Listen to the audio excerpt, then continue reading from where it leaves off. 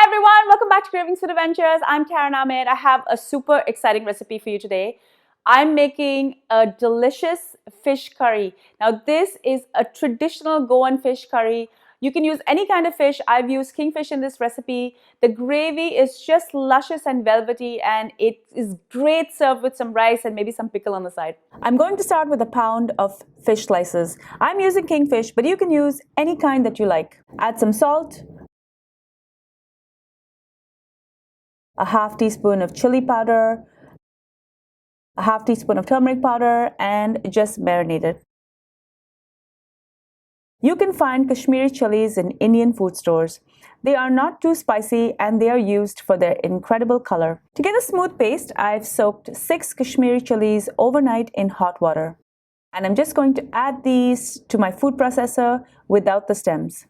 If you can't find Kashmiri chilies, you can substitute about a teaspoon of red Kashmiri chili powder. I've also soaked about a 1-inch ball of tamarind in a half cup of hot water, and I'm just going to squeeze all of that tamarind pulp out, and then I'm going to add it into my food processor. Next, I'm going to add 1 tablespoon of cumin seeds, 1 tablespoon of coriander seeds. I'm also going to add about a 1/4 cup of fresh ginger. I just cut this in slices, and a 1/4 cup of fresh garlic. I'm also going to add a 1/4 cup of onion. Add 1 teaspoon of coarse salt, and I'm going to start to grind this. Be patient as this is going to take a while to grind. I'm going to add some of the water that the chilies were soaking in a little bit at a time. I like to turn my machine off periodically so that the motor doesn't overheat. Add a pinch of sugar, a half teaspoon of turmeric powder, and I'm also going to add a half cup of fresh coconut. Add some more of that chili water to grind.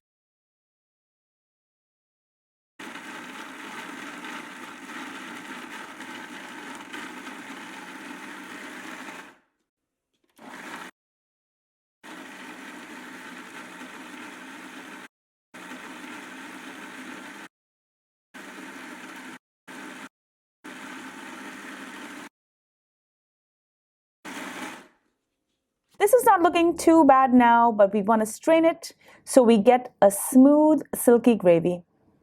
Using a strainer, I like to push the solids right through with a spatula, or you could even use the back of a spoon. Whatever solids are left over, add them back to the food processor, add a bit more water, and grind again. Repeat this process for a few times till you're left with a smooth gravy.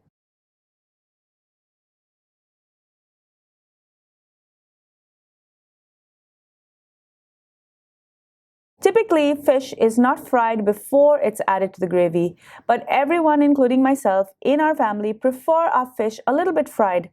So I'm going to heat up some oil and I'm just going to shallow fry my fish on both sides.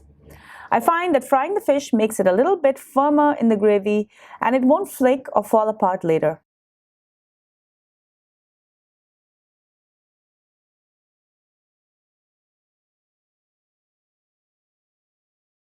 Because these curries are made without oil typically, I'm just going to wipe off all of the oil and I'm going to add all of that ground masala in. I'm going to add 2 green chilies which I cut horizontally and 4 to 5 kokum petals. Now these are the coverings of the kokum fruit that is dried and salted. These petals will give the gravy the sourness that is typical in this curry. I'm also going to add 5 trifal or teflam. This is typically used when you use mackerel or bhangra. It's very similar to Szechuan peppercorns and they give the curry a unique flavor. Add salt to taste, cover, and allow this to come to the boil.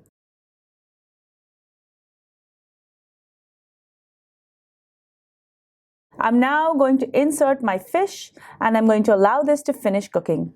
This just needs a few minutes. Taste for salt again and add more salt as required. And this fish curry is ready to serve with some rice and a side salad. Enjoy!